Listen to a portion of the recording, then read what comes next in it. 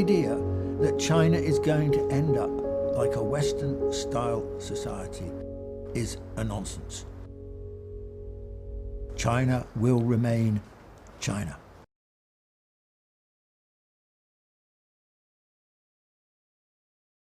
Now, there is a view in Hong Kong that Hong Kong did well in the period before 1997 because it was smart, because it was clever, because it was free, because it could get on with it, because it was with the British and so on. Now, I think that for the great part, this is a serious misinterpretation of history. Hong Kong did well between the late 1970s and the handover in 1997 because it got lucky. What do I mean by that? It got lucky because China in 1978 started to open up, bit by bit, step by step. It didn't open up fully until after the WTO agreement in 2001. So while it was still opening up in a piecemeal fashion, Hong Kong could take on some of the functions that otherwise China would have done. It would have like the front office in some senses for China. And so Hong Kong was the beneficiary of being able to do these things. One of these things, of course, was that if you were a Western firm, a European firm, an American firm, a Japanese firm, and a Korean firm, and you wanted to access the Chinese market, the easiest stopping point initially was to do it from Hong Kong. So it wasn't that they were very smart, it was that they got lucky. They got lucky not because of the British, they got lucky because of China and the role that China was performing. Now, of course, after WTO, then China increasingly, I mean, if you wanted to open up in the Chinese market, why would you go to Hong Kong? It became irrelevant.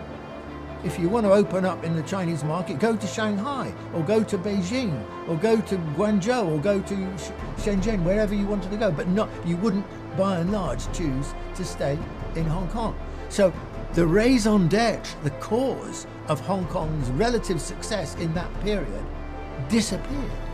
And Hong Kong had to find a new role in the period after 1997. So it wasn't China's fault that this happened. This was a change of circumstances in the relationship between China and Hong Kong. Now, another reason that the period since 1997 has been criticised, particularly by the British, say the former governor of Hong Kong, Chris Patten, would say, China's not been true to democracy and so on. Now, this, in my view, this is British hypocrisy. Britain ran Hong Kong for 155 years. And I'll tell you something, there was never a semblance of democracy. Did they ever introduce universal suffrage? Did they ever talk about universal suffrage? Not a word of it until after the handover agreement, and then with Chinese rule looming, then it became essential that Hong Kong was democratic in a Western-style fashion. This was hypocrisy. How should Hong Kong try and proceed now? Now, I think a word of criticism here of the Chinese government and its handling of Hong Kong. I think that one country, two systems, which was a brilliant solution to the problem of Hong Kong, a civilization state solution to the problem. A nation state would never think of those terms in those terms. But what is one country, two systems? How do you create the balance between the two? The project in the longer run is clearly to create a more unified country. It's not to just keep the two places entirely separate. And I think one of the difficulties that China has had is that initially its reaction to the handover, remember this is 1997, this is China just turning outwards into the world. There was a lot of publicity questioning about how China will conduct itself as the force behind Hong Kong and so on. And so I think that China's natural instinct in that period, an understandable instinct, was to emphasize two systems. I mean, I remember when I lived in Hong Kong for 2.5 years, soon after the handover, and I remember being surprised that the only evidence, virtually, of any Chinese presence, visible presence in Hong Kong, was one Chinese flag flying over one of the buildings near the harbour. There was just no evidence. Essentially, there was not much change. It just carried on in the old form. And there were two big problems with this. One, the governance of Hong Kong is a colonial governance. It's set up in a colonial manner. It's a kind of executive. There's no political leadership. There's no political sense of direction set by a colonial administration, because that's not the job of a colonial administration. That would have been done back in London in those days. But basically the form of government has stayed more or less the same as it was previously. And the second problem is about the economy. Now, contrary to the way in which the British have historically liked to talk about Hong Kong as this dynamic, competitive economy, by and large, that is just rubbish. Hong Kong is a typical colonial economy. It is not a competitive economy. It's a monopolistic economy.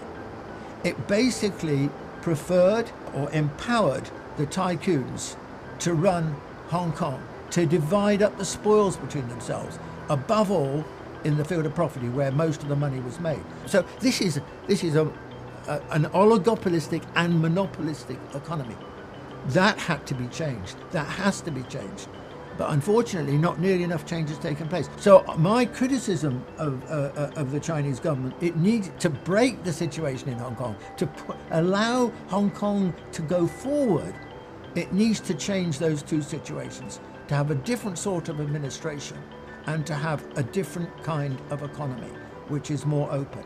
Now, let me finish by saying, compare the fortunes of Hong Kong with Shenzhen.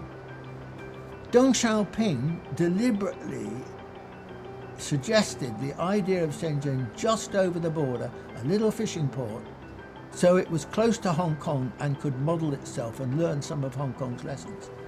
Now compare the situation of Hong Kong today with where Shenzhen today. Shenzhen has made absolutely electrifying progress. It is the technological center probably of China. It is the second only to Silicon Valley in its technical competence and innovation. And Hong Kong? There's nothing like that in Hong Kong. Hong Kong has made zero, they talked about it, but it made zero progress in this direction.